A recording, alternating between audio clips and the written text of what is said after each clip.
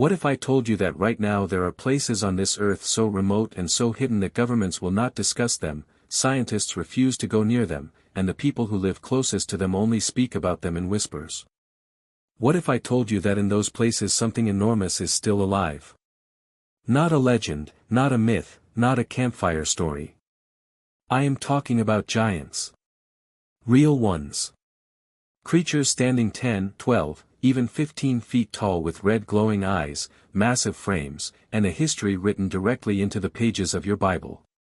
The world believes they are gone, that God wiped them out, that the Nephilim are a closed chapter. But what if the chapter is not closed?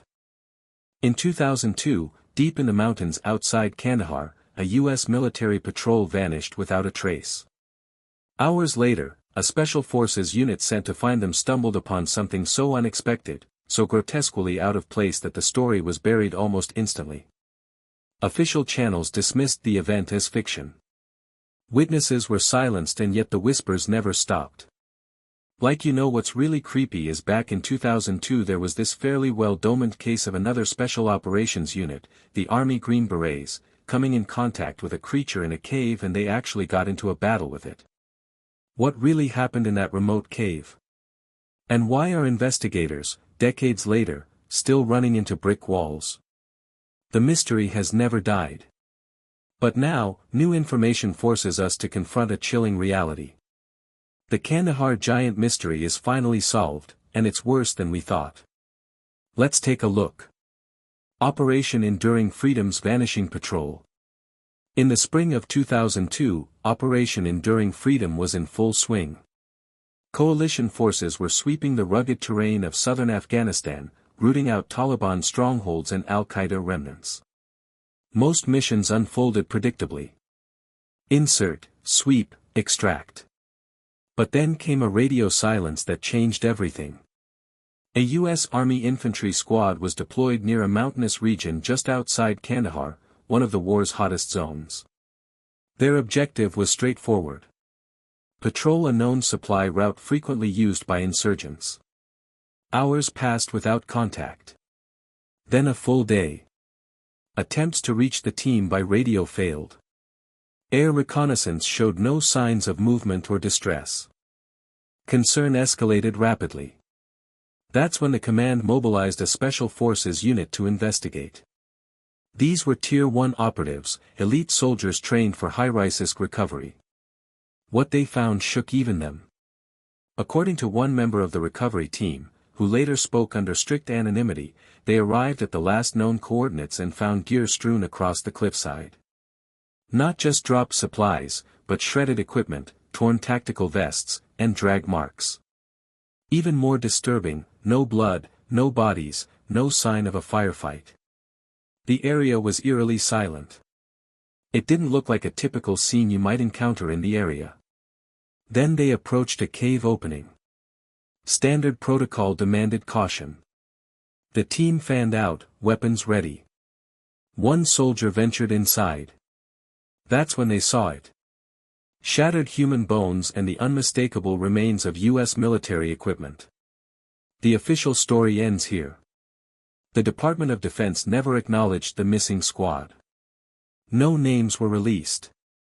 No after-action report was published, but whispers from that day persist, passed from base to base, posted anonymously online, and later compiled by independent researchers. All tell the same story. The men encountered something that didn't belong there. Something so outside the range of military expectations that every detail since has been scrubbed, redacted, or dismissed. In short, the mystery of the Kandahar giant doesn't begin with the giant itself. It starts with the U.S. military trying to find its own missing men in one of the world's most hostile terrain and discovering something far worse than insurgents. What should have been a rescue mission turned into a classified nightmare. So, what was in that cave that no one wants to talk about? Cave of clues, gear, bones, and a 15-FT shadow. Entering a cave was always going to be risky.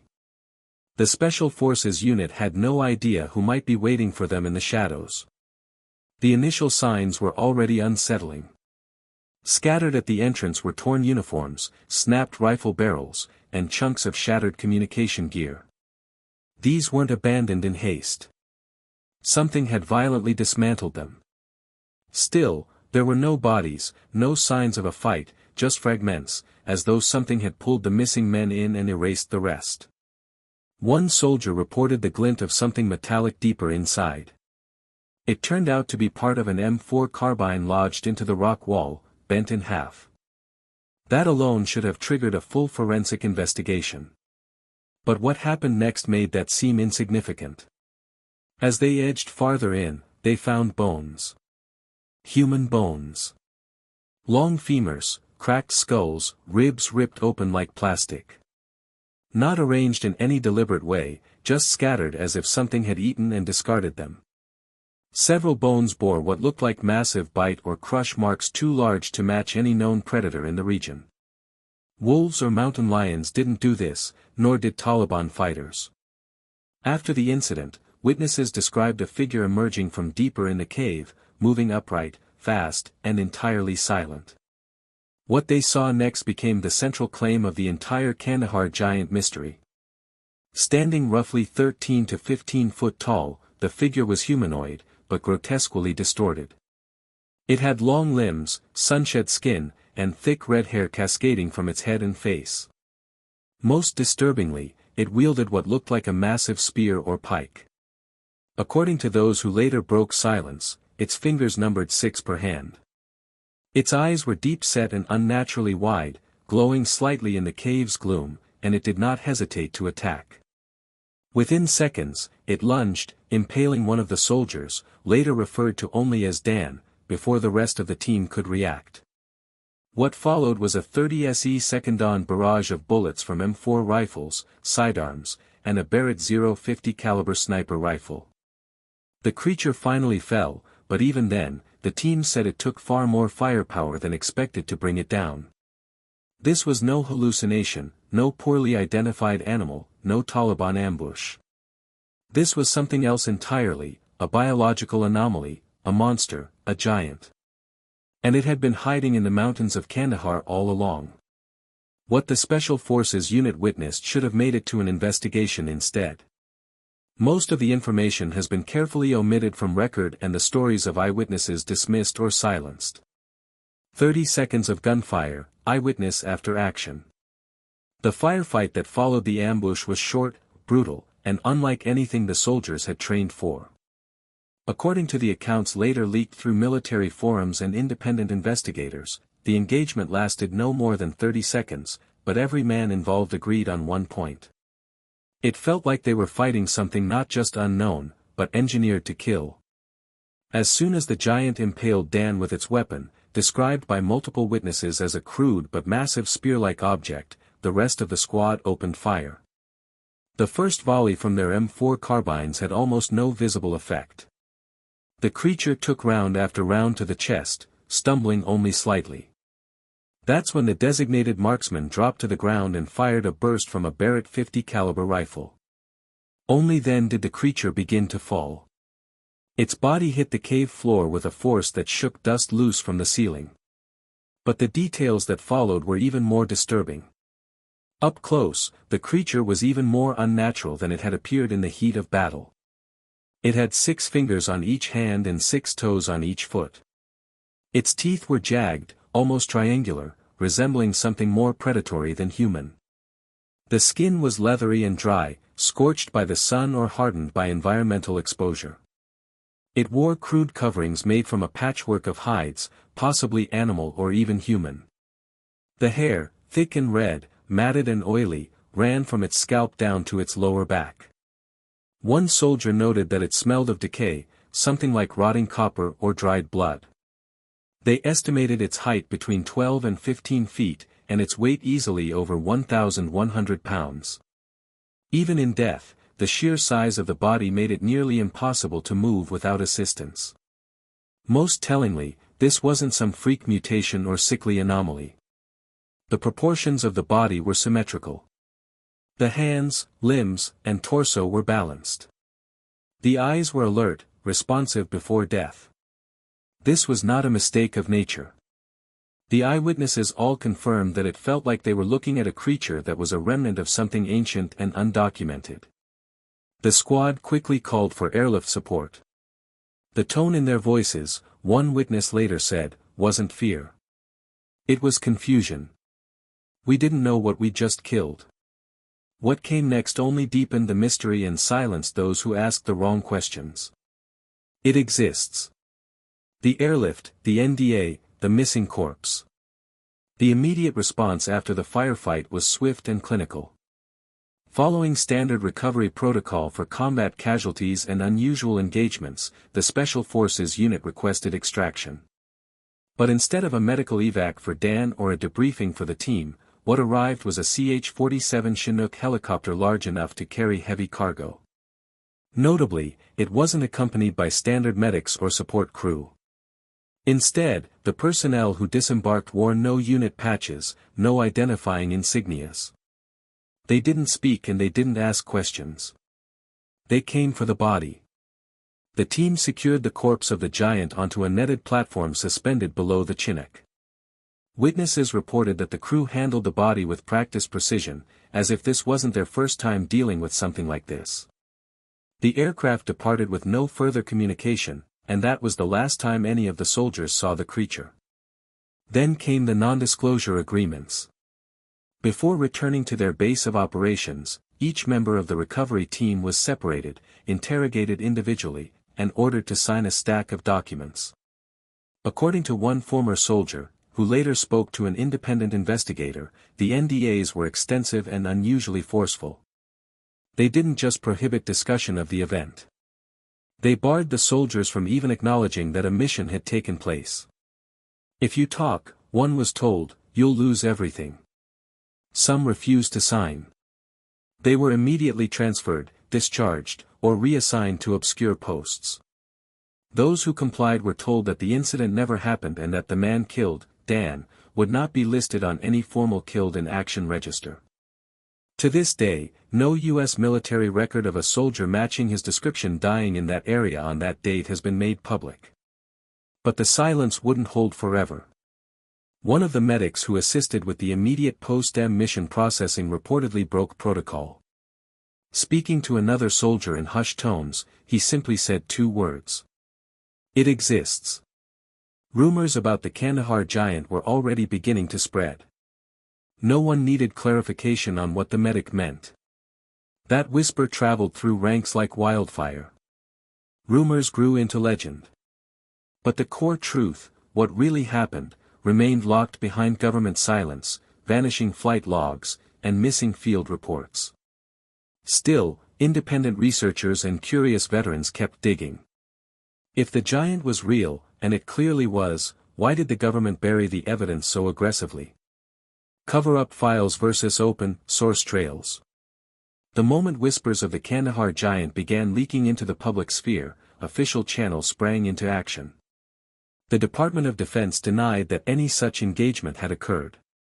There were no missing patrols in that region, no classified firefights, and certainly no record of any soldier named Dan dying under mysterious circumstances. In short, the event was labeled internet fiction, but the denials only fueled further scrutiny.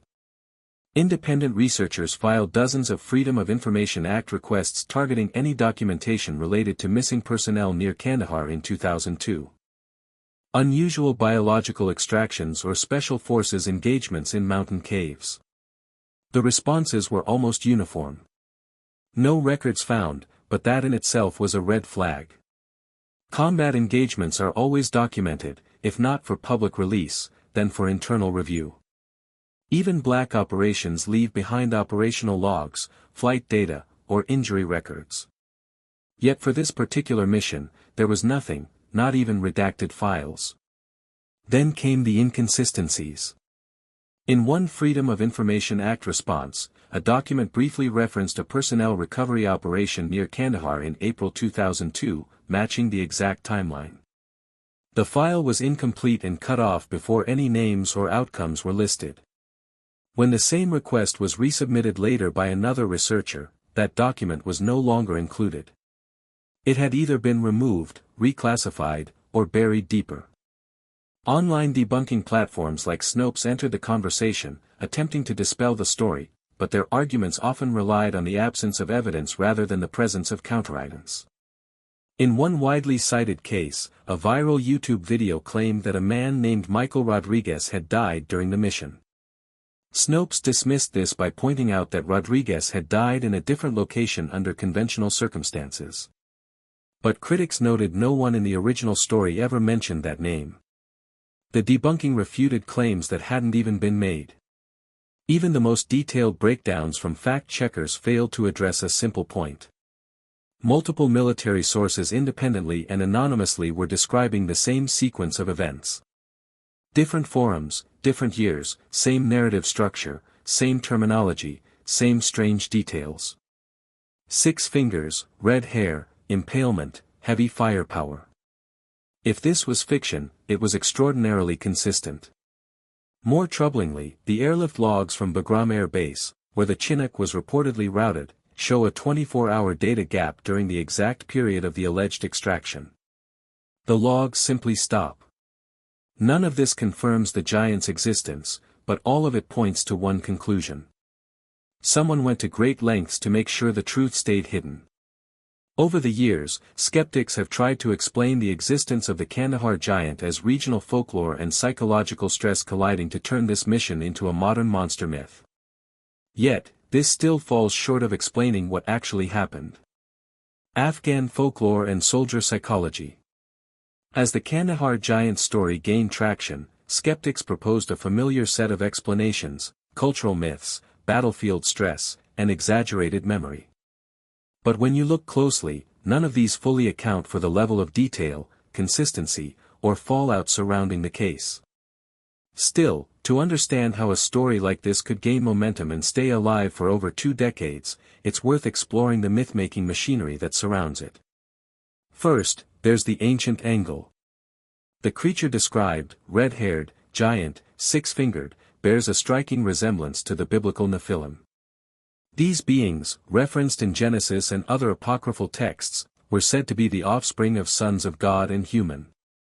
They were giants, warriors, and often considered corrupted or unnatural beings.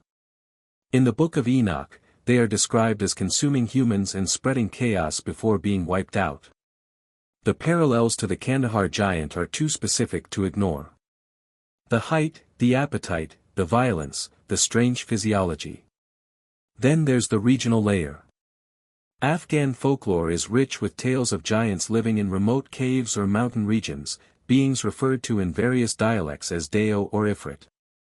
These are not gentle giants, but brutal, often cannibalistic entities that guard sacred or cursed spaces. Local shepherds and herders in southern Afghanistan have passed down stories of such creatures for generations, describing them as red-haired and aggressive. It's possible that some in the U.S. forces were exposed to these tales during early patrols, creating a psychological framework primed to interpret stress through myth. And finally, there's the role of trauma and combat stress.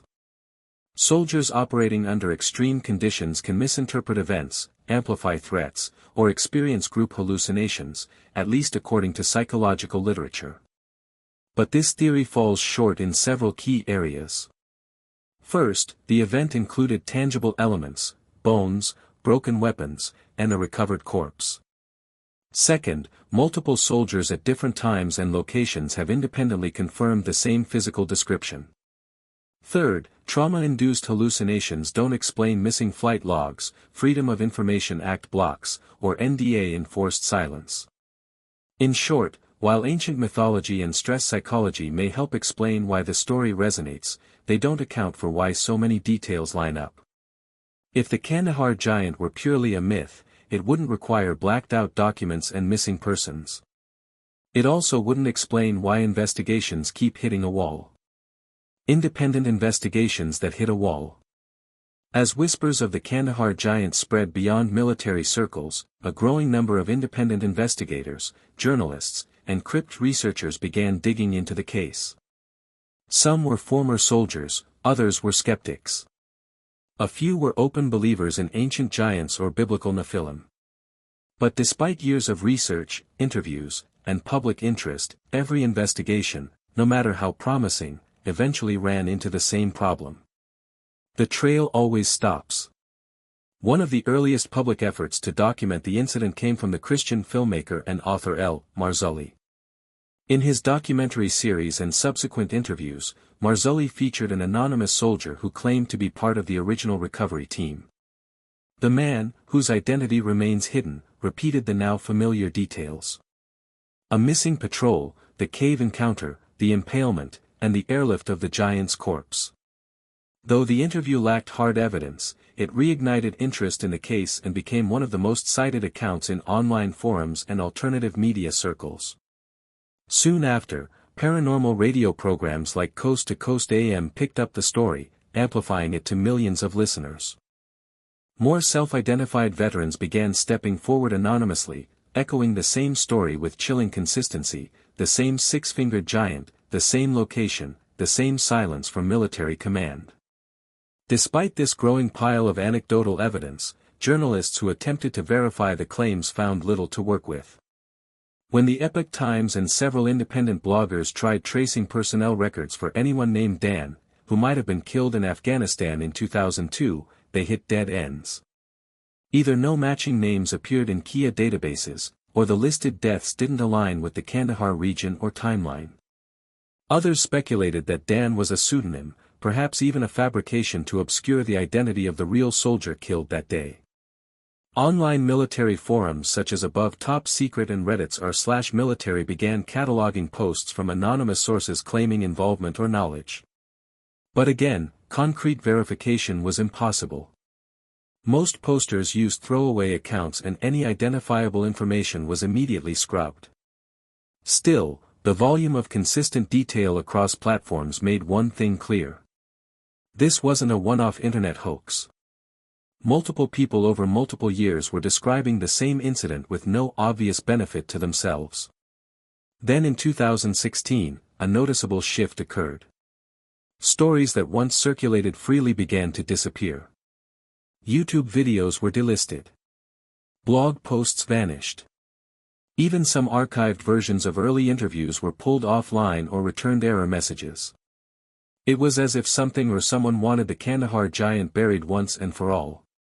Veterans who had previously shared the story began retracting their statements or going silent entirely. Some cited renewed pressure from former superiors. Others claimed they had said too much. A few disappeared from public life altogether. At this point, the pattern was undeniable.